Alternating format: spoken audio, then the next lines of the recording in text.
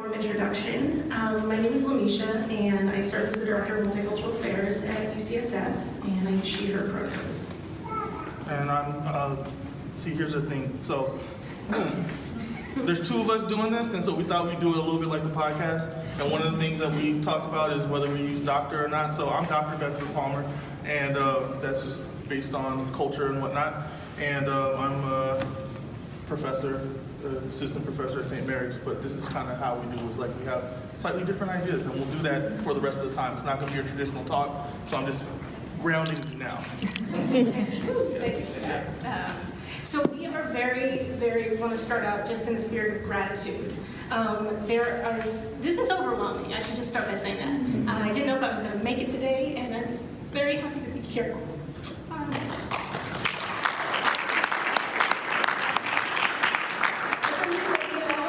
For my friends in the room, you know that there's a lot going on right now, and the fact that I made it here is a testament to the journey that I've taken in this profession.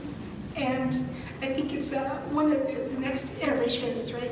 I think of the spirit of spiral staircases, and you go around things in life, and I'm still going around, and when you get to see that you make it through, it just means a lot. So I'm gonna get the tears out now because we got a lot to get through.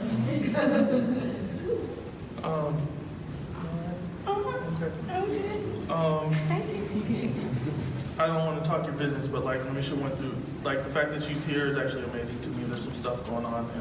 And, so we wanted to kind of first go through some thank yous.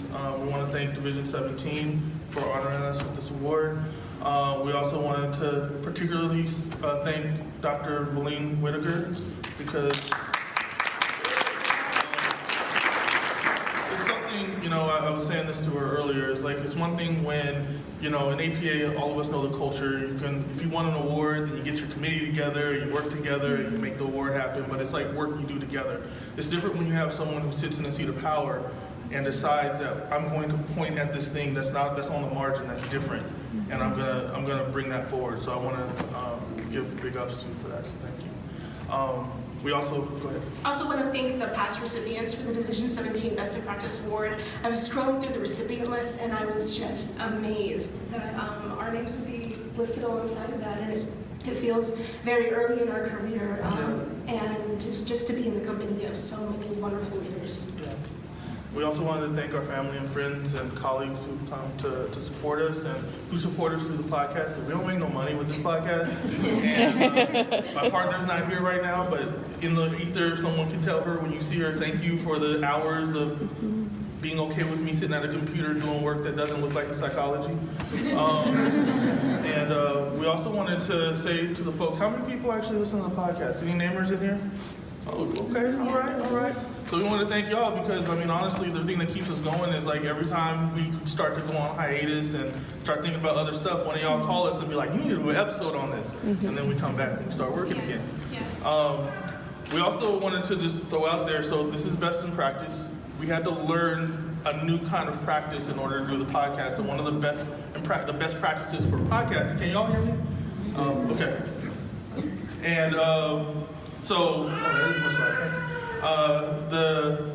one of the best practices is that if you haven't listened to the podcast, I would ask you to pull your phone out now. Go ahead if you have an Android phone, go to Google. You can find us on Google, Naming It Podcast, and if you have the iPhone, go to your podcast app and search us, Naming It Podcast, subscribe. We'll wait. Go ahead. Be serious. I wasn't going to push y'all to do this, and Bedford's like, so this is part of it. This is part of what we do. So I'm joking, but I'm not joking. He's not joking. Okay, so we also gave, if you haven't grabbed one, we have buttons and Black Lives Matter, these little ribbons. If you see these in the conference, we brought these. It was inspired by Tiffany O'Shaughnessy. She was the first person who brought these to the conference years ago, but we bought a bunch of them. So if you see that, that's sponsored by Naming It too. These are all branded. Wonderful. So the inspiration from the podcast came from a few different things, and we want to start out by just acknowledging our mentors. And on the first episode of the podcast, we went back and forth, giving big ups to all of our mentors. Particularly, I just want to acknowledge some of mine that are in the room today. Dr. Clayton Davis from Cal, the Mayor's. Where's that? University of California, Berkeley, CBS. Oh, you only wanted to? She thought, yeah, we thought there was going to be a I thought there was going to be, okay, I thought. Y'all- But you know what? It gives us a warm-up for the next round, which is my foundations from the University of Oregon. And one of my faculty mentors is in the room today, Dr. Ellen McWhorter. And just want to take a moment to acknowledge all the ducks that are in the room. Ducks, She runs with these duck people. I don't know.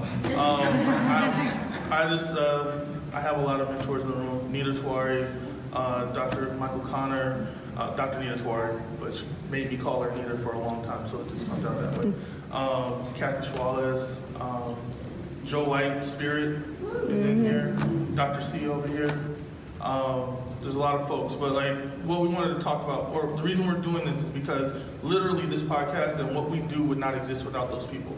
Not just in like some sort of esoteric way, but like I wouldn't have got through grad school without these folks. I wouldn't have gotten to the profession. And then when we were trying to put together the podcast, we had support from our mentors still. So it's a part of the way that we think of things. So, how many of you all know that Dr. White wrote a seminal article back in 1970? Oh, wonderful. And so, as I always thought about our discipline, so much of our work ends up in spaces that is not necessarily accessible to the public, right? We write all these wonderful research papers, we do all this work, and sometimes it lives on PsycInfo or some other database in places that people don't necessarily know how to access, or people access us through our clinical practice and our clinical work. So one of the things that was always inspiring to me was to think about how do we take our work and make it accessible to the public. And at the time in which, Bedford and I met, this was a new medium. And so we want to give you the story of the beginnings. So, Do you want to add more? yeah. Okay, sorry. So the thing that I think that was so powerful about towards the Black psychology is that there was a bypassing of the ivory tower completely. It wasn't just that he said like I'm not gonna use you. He's like I don't even want to, And the idea that goes direct is gonna be on the coffee table, in the barbershop, at church, wherever that Ebony magazine was, where Ebony goes, Black people are, and he wanted to talk to Black folks. So we wanted to talk to young folks, we wanted to talk to activists, we wanted to talk to folks in the community, and podcasting seemed like the medium that we could use that would be similar. So we were deeply inspired by the work of Dr. White in how he went out to the public, and we wanted to figure out how we could do that too in a way that's, us. So it all started one day when I met Bedford, and first he invited me to join the Alameda County Psychological Association Board, ACPA, and I thought, okay, that sounds like a good idea, I can get connected, be rooted, and we quickly found that we had sort of a natural banter and the ability to talk for hours about any number of topics, particularly around social justice. What she means is we argued a lot. And that's one of the beautiful things about the podcast, because if you listen to it, Bedford and I don't always have the same opinions about things. And so it gives us an opportunity to not only represent our individual identities as psychologists, but our individual identities and aspects and perspectives on topics and national issues. And I think that when you can hear that variation, it gives a really natural ability to think, to engage in that critical self-reflection for self, and to think, where do I stand in these positions, and how can I best articulate what it is that I value in the world? From the business side, so I was going around, and I if you know me, I like to kind of, when I was in grad school, I have little side businesses and things like that, and I have an entrepreneurial kind of itch that I need to to work with, and when I met with LaMisha, and by the way, we met because we were both interns at Cal, and Clady brought LaMisha to a Dr. White event, and so Dr. White is really who put us together in the same space. So I really want to say our mentors are the reason that we're here. We had dinner in the Fillmore. Yeah, we had it in the Mo. Yes. So I saw that when I was talking about doing business, like doing types of business endeavors, that LaMisha got really excited. And not only did she get excited, but she followed through. So like I talked to a lot of friends and colleagues about stuff, and it'd be like a nice big idea and it would just go away. But LaMisha would be calling me like, yo, what's up with this podcast? Are you serious? And I'm like, oh, okay, let's do this. So I think it's important to kind of bring in the fact that this is kind of an entrepreneurial endeavor, and we're not trained to do that as counseling psychologists generally. And so being able to kind of push forward that, and if I go back to our career assessment stuff, if you're an SE instead of an SA, right? Being able to actually be enterprising and move forward with that. And as you can see on the photo, so for those of y'all that don't know, we record the podcast in Bedford's office at St. Mary's College. So this is just literally a picture of us, in our first probably month of action, sitting at his desk, behind our little pop screens that are attached to the desk some type of navigable way. And we just speak on a number of things, and we have a little process that we go through. But this is really it in action. So for those of y'all that are wondering, well, how do you create that? And I also just want to thank Bedford so much for his ingenuity and also drive for technology and passion. His social media is lit, y'all. It is on another level, and I always feel like, I'm going to post today, but it's just not quite my thing. But for him to have that natural ability and to utilize those mediums and those platforms, he does all of the engineering, all of the editing for the podcast. He doesn't have a trained background in tech or in sound and all of those things, and yet, through YouTube and hours on Adobe Suite, he's figured out a lot of magic. So, yeah, the podcast sounds okay. It's all right. It sounds wonderful. So when we first started, we were trying to figure out what our identity was.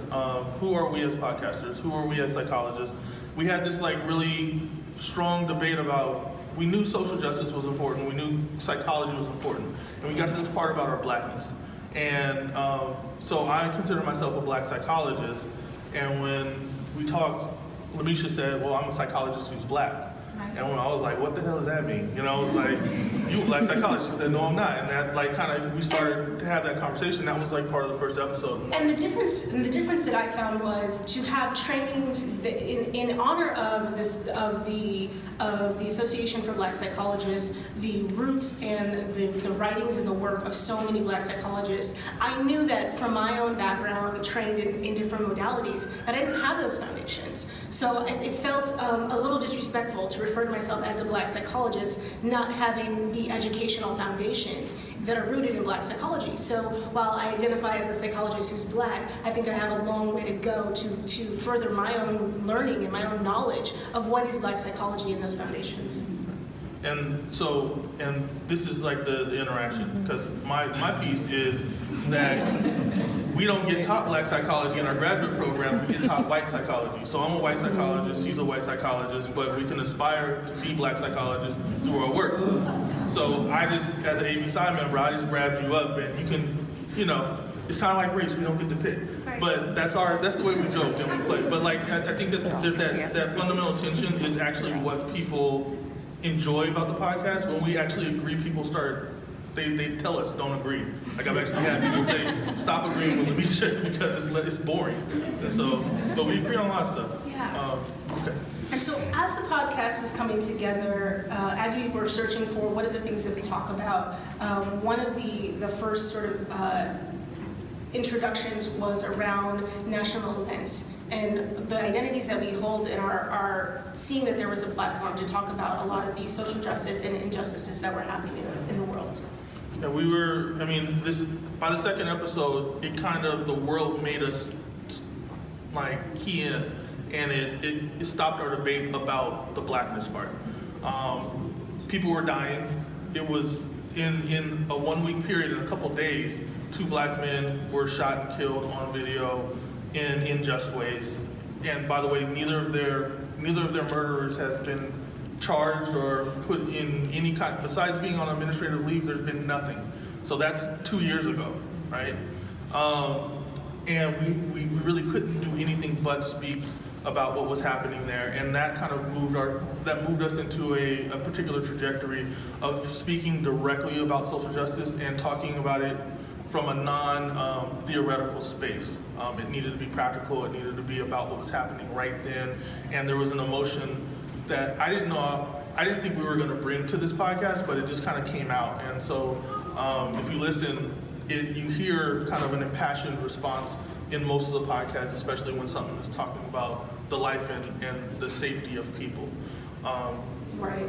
And just to add, I think that given the medium that it's almost, in the quality of journalism, right, it gives us an opportunity to engage with the messages and the narratives that are put forward in certain places, which is what the common public will receive. And to add to that narrative and to question that narrative and to challenge that narrative, right? And what I mean is when you see a headline on the news, is that the most accurate representation? Is the photo that they choose to represent people of color in those spaces of injustice, is that accurate? And what do we as psychologists get to say about the use of language, the use of images to communicate identity? And I think that right there is the key. People go on, and I think this is one of the real instigators. So there was like the pieces around like how we try to do it, but the inspiration behind going out and having our voice was the fact that there's so many people who go on TV, go on the radio, go on podcasts, and they talk about concepts that we developed, that we built, that we did factor analysis to put together the whole scheme and whatnot, and then they use it wrong, and they're touted as experts when they're not psychologists. And so we wanted to kind of reclaim our voice, and we wanted to point out the fact that the language of social justice, in a large part, was defined by us. Whether we use it in our discipline well or not is a whole other question, but at least we know the terms, and so we wanted to start bringing that in and start talking about it from a scientific space. Yeah. We saw a lot of head nods, so it seems like there's a lot of corrections that can happen in the world. So perhaps you all can get out there a little bit more fully, or feel free to be invited onto the podcast.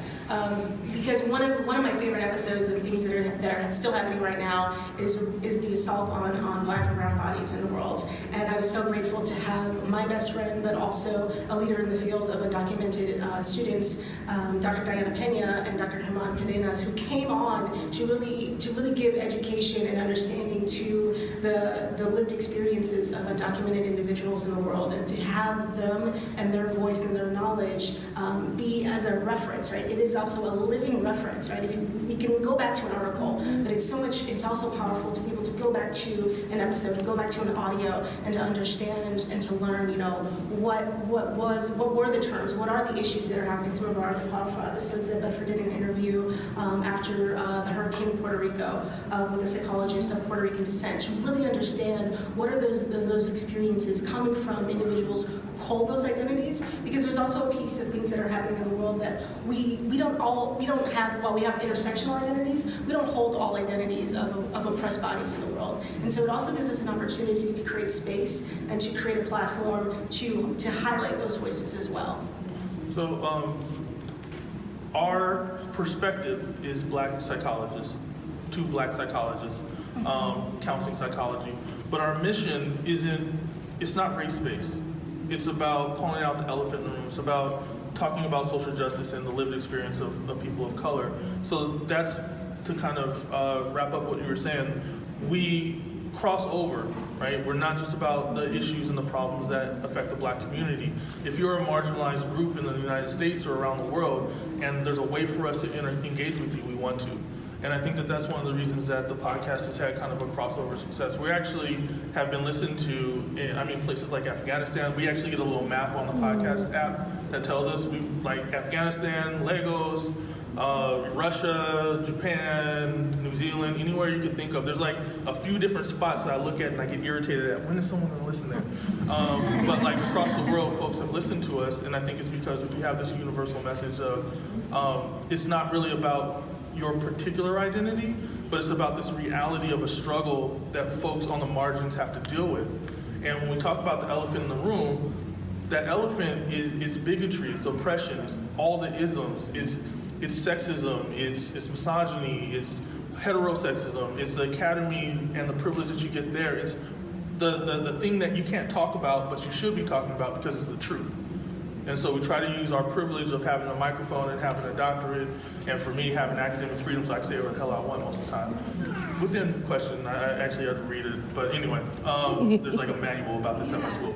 But that's what the elephant. Can I speak on that real quick too? Because I think as early career, I still identify as an early career professional. I don't want to put that on you. But okay, so She just tried to call me old. Y'all got that, right? She does this in the podcast. Any chance she gets, she shoots at me because I'm older. Go ahead. Take it that way. But I think that there's a piece around, cultivating your voice, right? And I think that that is not necessarily taught in education, and how we can be consistent. And I think developing our dialogues, developing our perspectives is one of the things that happens on the podcast, right? Because whatever I say on the podcast, I really want that to be accurate. Like, do I really think that? Do I really feel that way? How can I be most consistent? It doesn't mean that you can't ever go back and edit and correct or think differently about something, but I think it gives us a challenge and a charge to say, in this moment, this is going to live on the internet. What is it that I truly feel? What is it that I truly want to say about what is going on in the world in a way that is authentic for me, right? So, I love this picture. LaMisha put this together LaMisha put this slideshow together and brought the imagery together. And that's one of, she talks about me in terms of the technical pieces, in terms of the imagery and the look of naming it and the style that we have. I mean, she's been the driving force behind that. And so I just want to big up for that. I love this image because I think that this really demonstrates our demographic. Somehow we have become very popular, specifically with Black women and Black folks in trans and the LGBTQIA communities, and I think it's because we address intersectionality, and because our voice, I think, is somewhat unique in that we both address the issue, but we also come at it from a scientific and a professional perspective. There are other podcasts out there that will call stuff out, but they're dropping N-bombs and cursing and doing all this stuff, which is fine. You don't have to, I'm not a big believer in respectability politics, but we can be used in the classroom. We can be taken to your college and put into a presentation, and you don't have to worry about it. And I think we serve a purpose there. And so I think I just love this image. I love that you put it in there. Yeah, and I think another thing that we wanted to add was sort of at times the content is so deeply personal. And so there is this piece of psychology that, particularly in a clinical space, right? You sit with somebody and you're trained and taught to think about how can I see this person objectively, and perhaps put a veil in front of who I am, and how I'm listening to them, or how I'm experiencing what it is that they're going through. But I would say that all of that information of who you are, where you come from, and how you see the world can also be very valuable. And so I think that going back to the mission of the podcast of validating those lived experiences, because so many times I feel like I received a message that try to be as objective, try to be as neutral, and I think it breaks against that and pushes back against sort of that mold and that traditional thought that asks us to be neutral, objective, and blind. And I also want to just kind of point out, the podcast, part of its performance, our relationship, there's a stick to it, right? But there's also a real honest growth that happens between us as we're having these discussions. And for me, it's been a really important experience in understanding how to relate to a Black woman. We joke and we laugh and we play, and then sometimes we get feedback, or I get feedback. It's like, hey, man, you kind of talked over LaMisha. What was that about? And things, I'll get some of this feedback either from friends or even come back from neighbors. And I want to put this out because I think we have to kind of check ourselves, and the only way we can do this is by talking about our real stuff. Misogyny is a real thing. I live in a misogynistic space, and I've had to work on my misogynistic tendencies in order to be able to work well with LaMisha. And you can hear that through the podcast. It's not to say that I'm some raging sexist, but white folks in here ain't raging racist. They're in here, right? So I mean, you see what I'm saying? We're all here trying. We should be able to acknowledge the pieces of us that we got taught to have a hard time with, right? So I just wanted to kind of put that out there and be a little vulnerable, so in the hopes that maybe you can be vulnerable with whatever privileged identities you might hold. Thank you for sharing that. Can we talk about the comments now? That's a meeting thing. Yeah, no, but the truth of the matter is that, as we speak about other things, and most recently, we lost another light in the world, Miss Nia Wilson, right? And so the conversation that we had on the latest episode was about the death of a young Black woman by a white man on a BART platform who was targeted alongside her sister. And the conversation that we had was that you can never tease apart race in those dynamics and in those interactions, right? And so I think it comes back to, I just want to to loop that together, because Bedford holding the identities that he holds, me holding the identity that I hold, it will always, even if that's not our individual intentions, it can be experienced in the world in such a way that we have to give acknowledgement to that. So I just wanted to bring that full circle. And so we also know that the roots of counseling psychology, and specifically Division 17, have a strong and long legacy in social justice. So our little, when you're doing any kind of endeavor where you're talking publicly, the new term, I don't know if it's new, but you're supposed to have an elevator speech, right? So you're supposed to be able to say what you need to say really quickly. So our little elevator statement for our mission of naming it is that we explore the intersections of social justice, psychology, and Blackness. And that's what you'll hear when we talk about it out in the world, and that's kind of how we present it. It's the most succinct way. We've talked about psychology, we've talked about our idea around how we came to Blackness. We want to focus a little bit on social justice because as the fifth force in counseling psychology, we think that it's a central area, and since we have this space, we wanted to kind of put it forward. The thing about it is that though we talk again about social justice and we talk about multiculturalism and counseling psychology, and honestly, I think that that's what makes us special. I mean, starting from the early history of counseling psychology, working with veterans, right, and getting them jobs and getting them moving, and working with career and helping and advocating for adults, we've always been the arm of practical psychology that cares about people in a way that's growth-oriented, that's strength-oriented, that's focused on building people. That's who we're supposed to be. The cutting edge of that right now is social justice and multiculturalism. However, we're not having the same push in practice, in training, in the literature, in everything that we're doing that you would have in the old stuff. So we all know how to do CBT. We all understand behavioralism. We all understand how to do career work, right? Not everybody in here is going to be able to raise their hand and say that I really have a deep understanding of how to present psychology from a social justice perspective. And that's because we are not being trained to do that yet. It's the fifth force, but we need to put some energy, we need to take that force and actually put structures behind it. And so that's kind of what our call to you are. So go ahead. So I'm going to read a quote by Dr. Palmer, and he defines social justice as the need to develop a framework based on acting to increase equity in terms of opportunity and resources through the interruption of societal privilege and the systemic oppression of marginalized individuals and groups. So, You have a poster about that later on today? yeah, we're going to present about that. But the way you said that, it's not, but okay. It is a quote. I got bashful, sorry. The deal is that we think social justice is something that has to be enacted holistically. Let's go to the next one. Across the board in our training, in our practical work, and as citizen psychologists.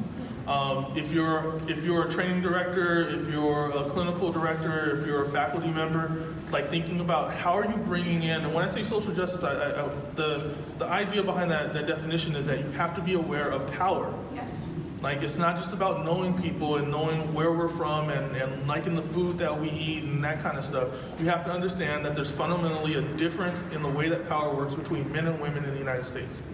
If you can't talk about that, then you can't move forward with working with women who are training, and you definitely can't work forward with clients. I work with tech folks all the time. If I don't understand that it's hard for women to be in a tech environment because of the misogyny that's just rampant there, then it's a non-starter. I'm just one of the guys who's also harassing them. So I think that we have to push forward with this idea of kind of holistically changing our identity to fully take on a social justice mentality. Right, and one of the things that I always think about is the roots of our ethical sort of foundations as psychologists as a whole, and we have these aspirational ethics.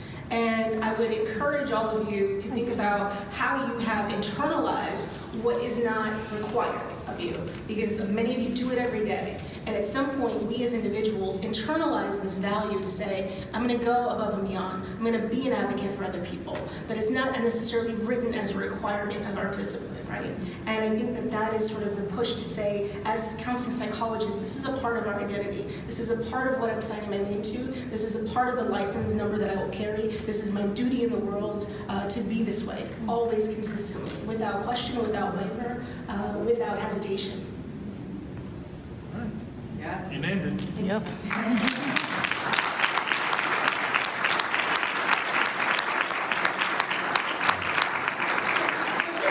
I think this is a good place for us to close, and we just again want to express sincere gratitude and appreciation to all of our colleagues and our friends, and to all of our future namers and our future change agents that are in the room.